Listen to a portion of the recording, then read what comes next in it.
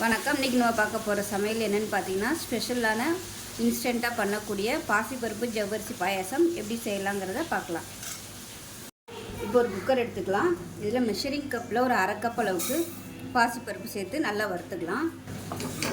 பாசிப்பருப்பு லேசாக அப்படியே செவந்து வரணும், அந்தளவுக்கு வறுத்துக்கலாம்.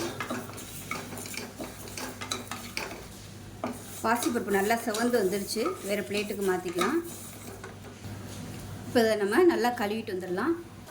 இப்போ பாருங்கள், நல்லா கழுவிட்டு தண்ணி ஊற்றி வச்சுருக்கேன். நல்லா ஒரு 2 கப் அளவுக்கு தண்ணி ஊற்றிருக்கேன். 1/4 கப் அளவுக்கு மாவு ஜவ்வரிசி சேர்த்துக்கலாம்.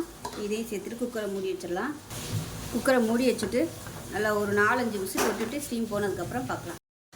இப்போ விசில் விட்டு எப்படி இருக்குன்னு பார்க்கலாம்.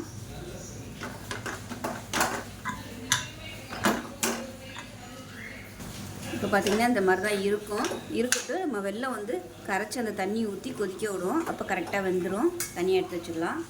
இப்போ ஒரு சாஸ்பேன் எடுத்துக்கலாம். இதில் எந்த கப்பில் நம்ம பாசிப்பருப்பு எடுத்தோமோ அதே கப்பில் 1 கப் அளவுக்கு வெல்லம் சேர்த்துக்கலாம். இப்போ இதில் மெஷரிங் கப்பில் 1 கப் அளவுக்கு தண்ணி சேர்த்துக்கலாம்.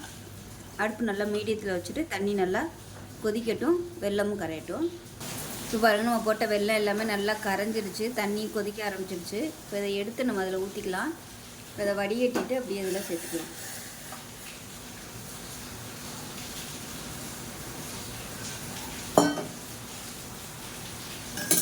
இப்போ இதை நல்லா கலந்து விட்டுக்கலாம். கலந்துட்டு நல்லா கொதிக்கட்டும், தேவைப்பட்டால் தண்ணி சேர்த்துக்கலாம்.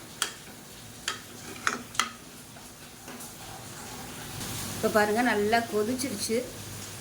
இப்போ அதே சமயம் 1/4 கப் அளவுக்கு துருவன தேங்காய் சேர்த்துக்கலாம்.